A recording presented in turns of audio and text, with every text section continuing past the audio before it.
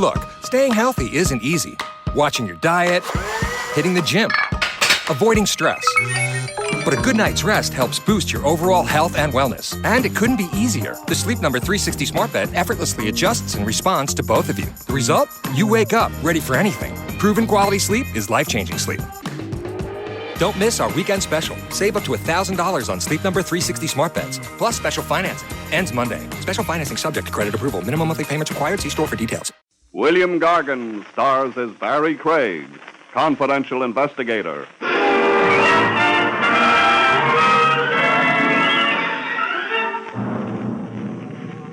Murderers rarely have many friends. People can't keep up with them. You see, folks, they set such a killing pace.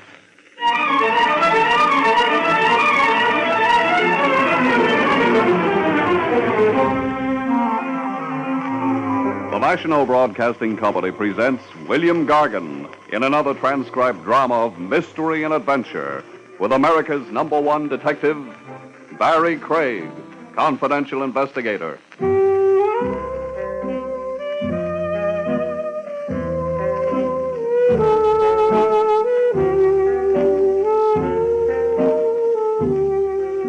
Barrie Craig speaking. In my business, a guy doesn't have many friends. We know too much about people. The wrong kind of things and maybe the wrong kind of people. Or are there any different kinds? I wouldn't know the answer to that one. But after time enough and jobs enough, about the only thing the investigator can be sure is clean is his license, if he keeps it under glass. The hours are lousy, too. Hello, Willie. Evening, Mr. Craig. You want some coffee? In Willie's wagon? Lay off the cracks. It looks like coffee, it smells like coffee. And it tastes like sulfuric acid.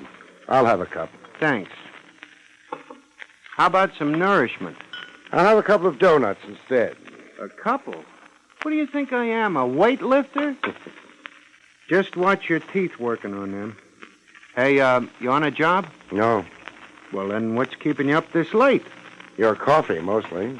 You didn't have any before you walked in here. I can dream, can't I? Besides...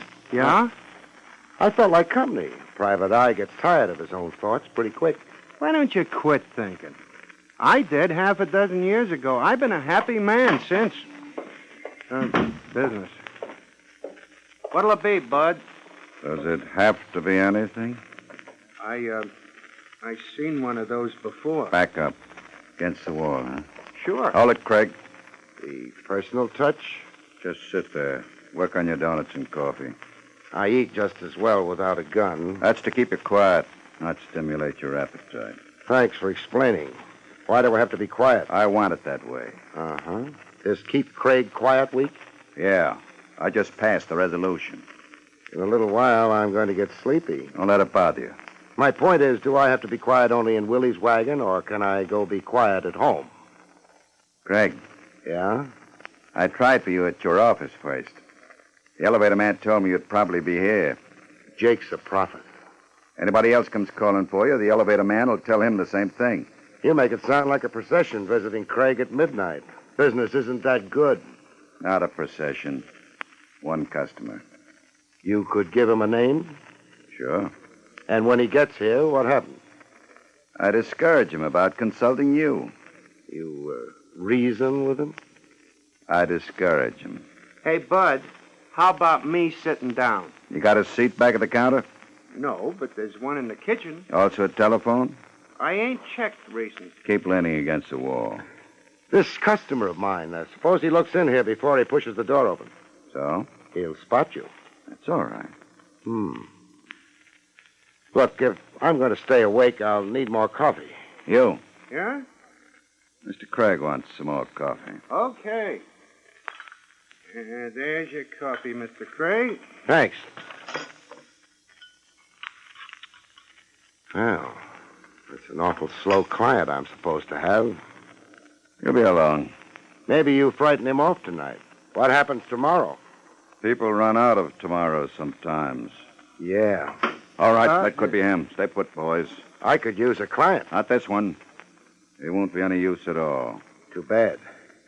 Hey, Willie, What'd you put in this cup? Huh? Tastes more like concentrated lye than coffee. Shut up. It's an insult, not coffee. Here, you try it. It was hot, wasn't it? I'll take the gun now. What the? Those shots came from the door. Yeah. Car took the corner on a couple of wheels. Couldn't spot the license. That guy's bleeding all over the floor. Yeah. No. He'll stop in a little while, Willie. No more blood. Yeah? Yeah, his heart isn't pumping it anymore.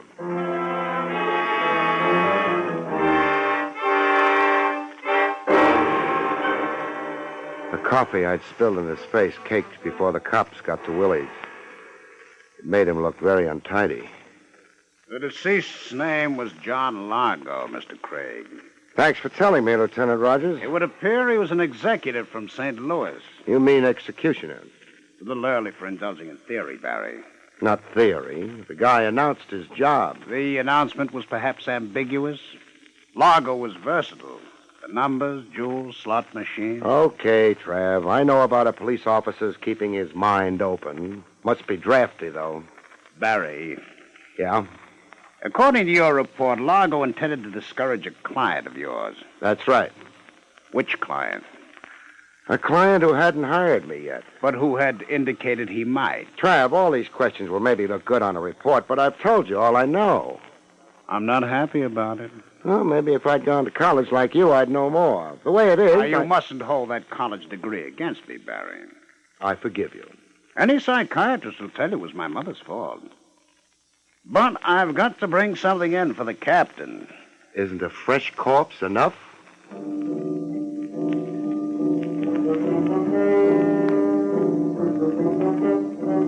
Trav let me go after a while. It had been a dull night. Willie's wagon was lousy with the press, and Trav had to concentrate on the department's public relations.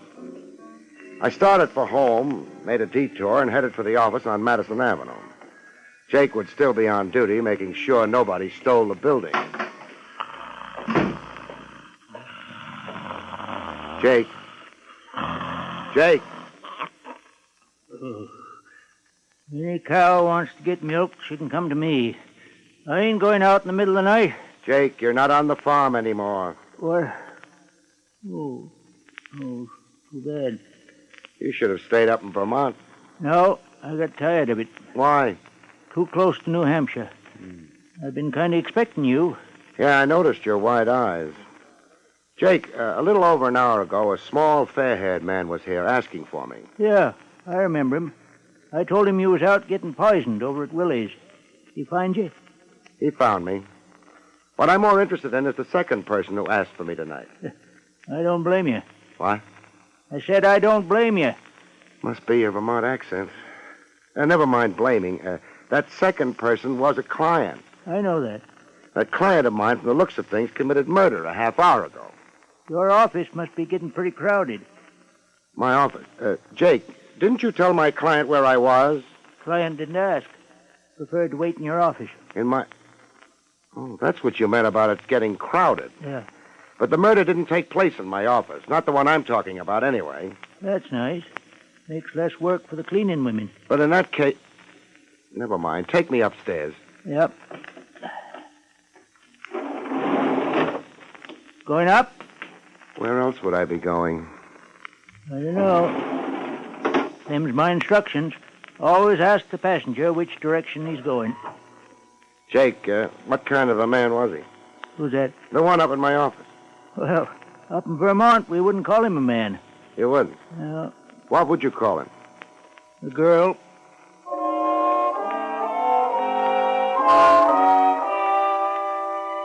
This wasn't my night for appearing smart. I stared at Jake with my mouth open until we reached the third floor.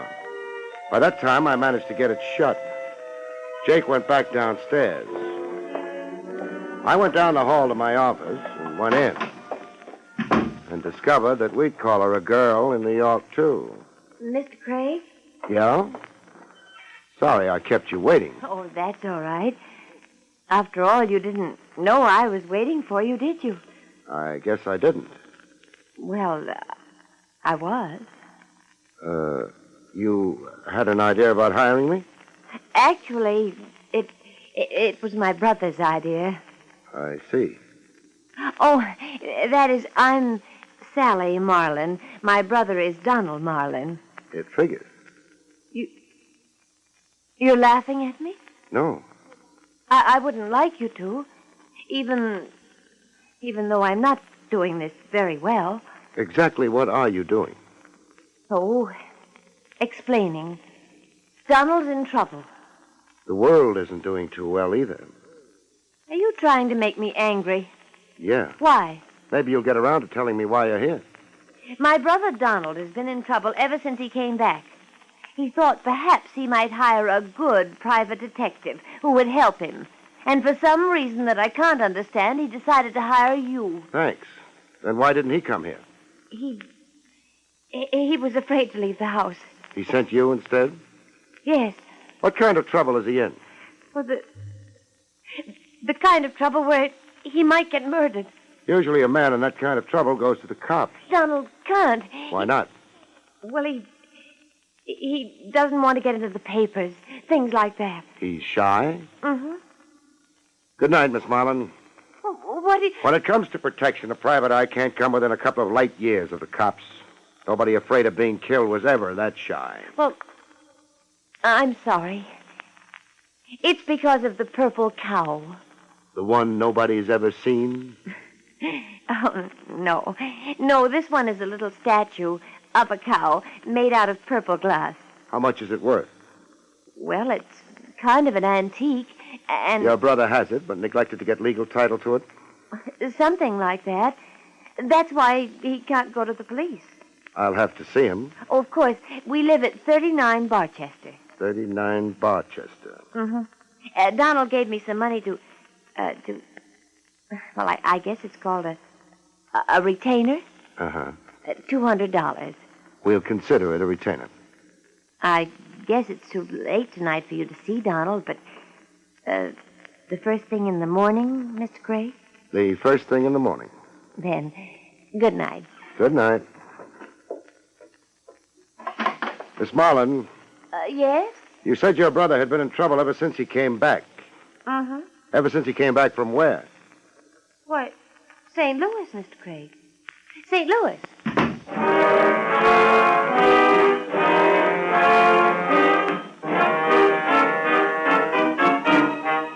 The dead Mr. Largo had also been from St. Louis. I crossed to the door and opened it. Sally Marlin was waiting for the elevator. Jake would have his troubles waking up. The elevator would have its troubles climbing all the way up to the third floor. I used the back stairs. By the time Sally Marlin would make it to the lobby and the street, I ought to be ready for her. In my car, halfway down the block. I was. She used a cab. And we went riding.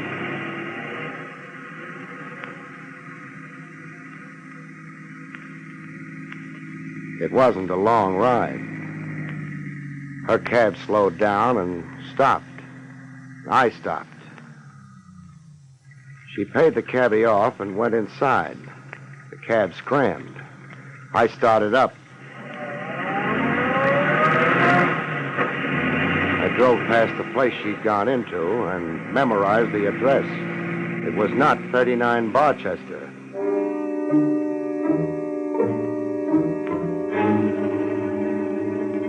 "39 Barchester was way over on the west side of town.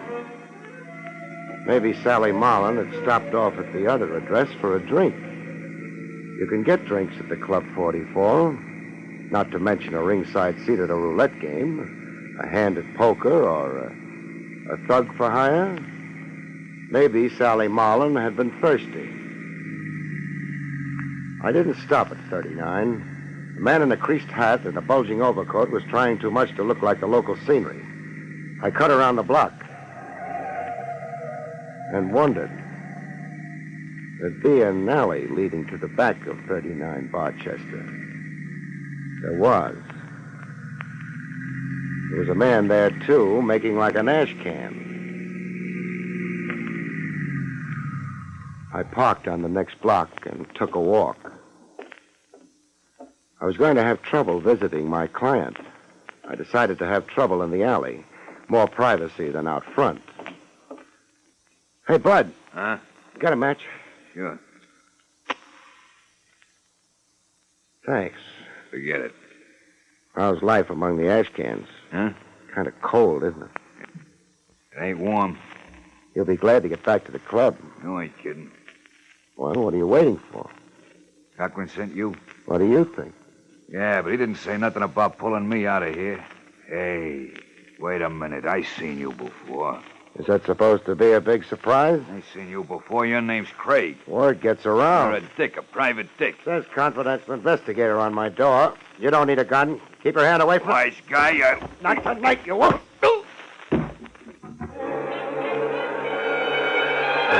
He didn't. He fell down instead. I thought he might be uncomfortable lying on a gun. So I disposed of it for him. I wondered if he'd thank me for it.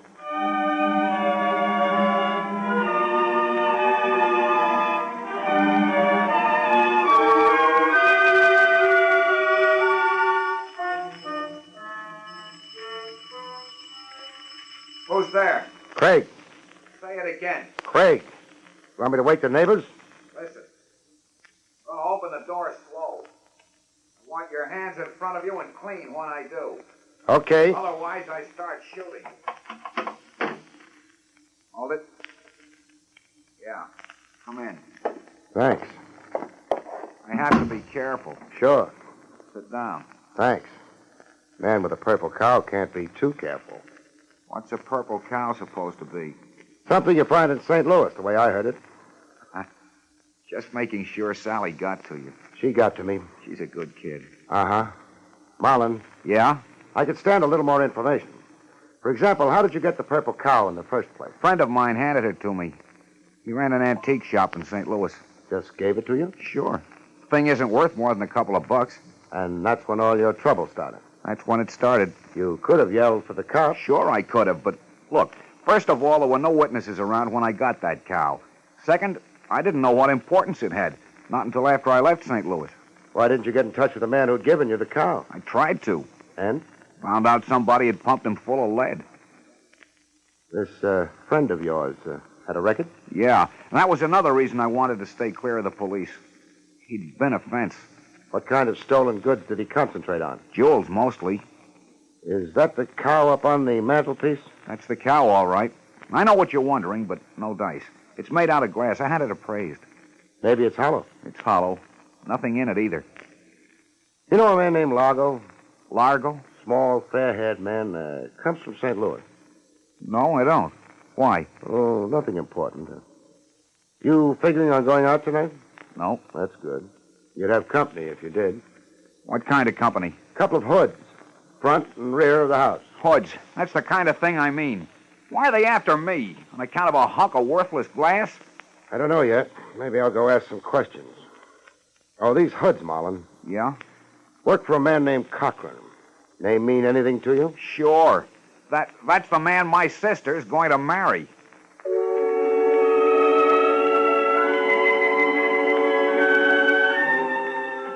I used the front door. The mug in the alley might be resentful.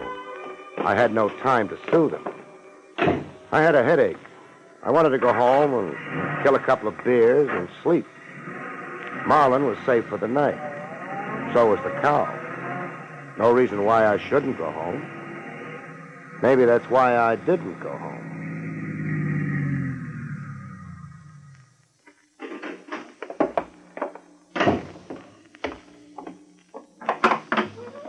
Good evening, sir. Welcome to Club 44. Oh, I'm not a customer.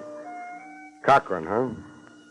Mr. Cochran? All right. Let's be formal. Mr. Cochran. Mr. Cochran's not in, sir. Okay. Take me to where he isn't in. Harder. Listen, you. No, I'm too tired. Stop crowding. You're all alone compared to what I could do to... Tough? Big. You could be cut down. Let Cochran try it. Come on. Okay, take your hands off me. Just a sample. Let's go. Mr. Cochran isn't going to like this. Maybe I won't like Mr. Cochran. Gentleman to see you, Mr. Cochran. Gee, thanks. Mr. Craig. Craig. Hello, Miss Marlin.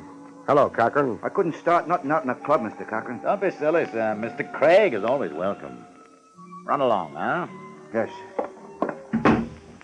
What are you doing here, Mr. Craig? I confused it with 39 Barchester, maybe. The same way you did. Nice to meet you, Mr. Craig. Uh-huh. Of course, I'm curious about why. Sally Marlin hired me for her brother. She was worried about him, so she left my office and promptly headed here. She, didn't want to worry alone. Exactly what I was thinking. So I went on to 39 Barchester. Oh? The man watching the alley may have a little trouble with solid food for a while. I see. Marlin and I had a nice visit. Then you know about Sally and myself. Sure. I also know you put those men on Marlin.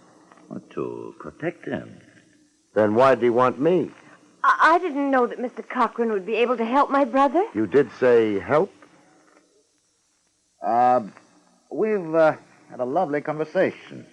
I think it's over now. I think it isn't. You must have a reason. I was hired to do something about the trouble Marlin's in. And you're doing it here? Let's say I'm trying to. I hardly appreciate your sweaty efforts. But you're the one who's sweating. Know a man named Largo, Cochran? Yes, Never mind. He's dead. Why? Wonderful thing. The radio. Uh-huh. Largo made a nice haul in St. Louis. Jewels. He turned them over to a fence who ran an antique store. How interesting. It gets better as we go along. The fence then turned around and handed Marlin a purple cow. Marlin left town. Largo left town right after him, to wind up dead on the floor of a hamburger joint. What a distressing place to die. I don't think Largo was bothered about the decor. He killed the antique boy when he found out his jewels were gone. He was therefore after Marlin, presumably? Presumably. In that case... I was in the hamburger joint when Largo was killed. If you will eat such dreadful stuff. You knew Largo. You knew all about Marlin and the purple cow through Sally here. You have a couple of boys sitting on Marlin's tail. Mr. Cochran, how much of a chance do you think you'd have in front of a jury? Well, you agree with me. Not much of a chance. Phil, that gun. Shut up. What Mr. Craig has forgotten is that he's the only one outside of ourselves who knows all these things. So? I have no intention of being brought before a jury. There's a pretty well-known road paved with intentions, Cochran. I'm not traveling as yet, Craig, but I rather think you are. Keep your hands still. Sally, see if he has a gun. Bill, I don't... See if he has a gun. All right. He had a gun, Bill. Throw it here. All right. Sally, Yes? run along home. Bill, I won't let Don't be you. a fool. You can put me in the chair. I don't- Sally, I told you. I can't let You're you in do my it. way, you idiot. Craig, killing the lights won't help you. You've no gun, Craig. Be still, I can't hear. My arm! I don't twist arms for fun. Grab it! Grab it! All right. Thanks. The lights, Sally. I'll put them on. The thing to do in the dark is keep quiet, Cochran, then nobody knows where you are. I'll know better next time. Sure, if there is a next time. Speak up, Cochran. I'll feed you the answers if it's your boys. Who? Who's there? Lieutenant Rogers, homicide. What do you know? Come in, Trav. Oh, Lieutenant Rogers, and hello, Marlin. Hello. Donald. I decided to yell for help to the cops. About time, too. After you left me, Craig, I began to worry. About those men watching the house, keeping me tied up, waiting. Now, take it easy. I'm all right. I worried about you, too. I knew you were coming here. Thanks. And about Sally. I didn't want her to commit herself. This is ridiculous. What is, Cochran? The insinuation that I killed Largo. That why Craig was holding a gun on you? He thought he was mistaken. Barrie? He might have killed me, Trav. A very solid vote of confidence. One thing bothers me. A modest man. That's because I never went... Barrie. Okay, I'll save it. The thing that bothers me is, how did Largo find out Marlin was going to hire me? Seems like a fair question. Would anyone here like to answer it? Maybe we can throw a couple of possibilities out. Marlin wouldn't have told Largo for a lot of reasons. Among them, the fact that Largo was gunning for him. Marlin, therefore, didn't. Would Sally? I never even knew this Largo. A reasonable reply. You're accepting it, Barry? Uh-huh. That leaves us Now, wait. Perhaps I did tell Largo something about it. You found out through Sally? That's true. Oh, Bill. I'm sorry, darling, but you see, I've known Largo for a long time. When Largo told me he was after your brother, I thought perhaps I might discourage him. It's an explanation. You like it, Barry? Not much.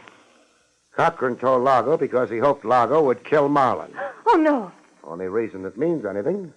Then Cochran might inherit the purple cow. But the purple cow is worthless. Now, that can wait till later. Sally, you told your brother that you'd mentioned the business of hiring me to Cochran. Well, I guess so. I demand a lawyer. You'll get one, and a jury. You know something, Trav? Something like what?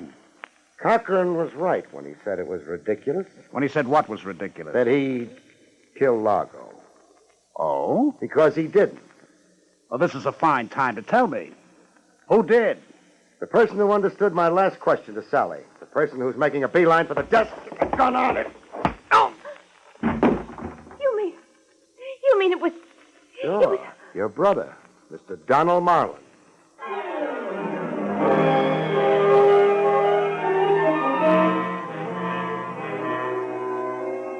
Mr. Marlin was very silent after that.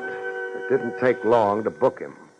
Cochran didn't bother going along for the ride, but Sally did. That's that. Sorry, Miss Marlin. Well, I've always known Donald wasn't very... Barry. Yeah? Before the DA embarrasses me, suppose you tell me why I've locked him up? Sure. He was the only possibility who didn't know Largo. I refuse to stand here and feed you questions. Use the narrative form. Won't take a minute. Largo, back at the hamburger joint, when he was waiting for my client to show up, said he wasn't worried about being spotted before he could kill him. That meant my client didn't know Largo. It was Marlin's idea all along to kill Largo and implicate Cochran for the killing. But for a purple cow? You've got Marlin's keys.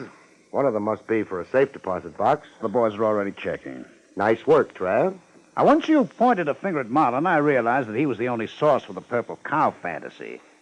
Actually, the antique store fence in St. Louis must have slipped the jewels to Marlin in an effort to defraud Largo. So Marlin invented the purple cow as a red herring? We're getting our colors mixed, but that had to be the idea. Yes. Good night, Mr. Craig. Good night, Miss Marlin. I can't think of a last line. Well, I can't either, but... Oh, you've been sweet, Mr. Craig. You never suspected me. Does there have to be a last line? No. Good night, folks. See you next week.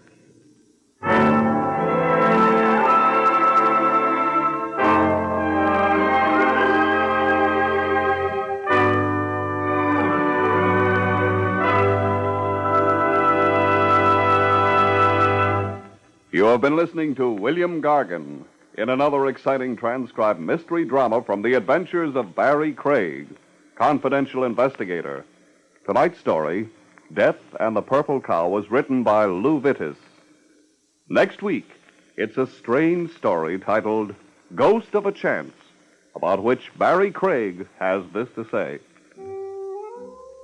In next week's story, a man comes back from the dead to haunt a wife who's been dead almost as long as he has, in an insurance scheme that almost, but not quite, cancels out yours truly. See you next week, folks.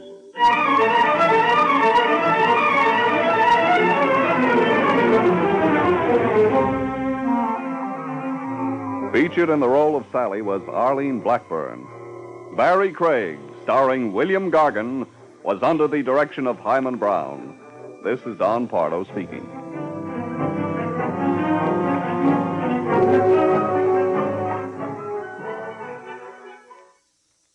Now enjoy Meredith Wilson's Music Room on NBC.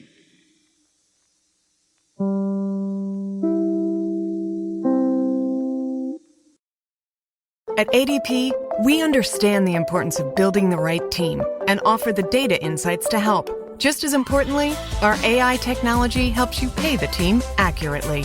Grow stronger with ADP. HR, talent, time, and payroll.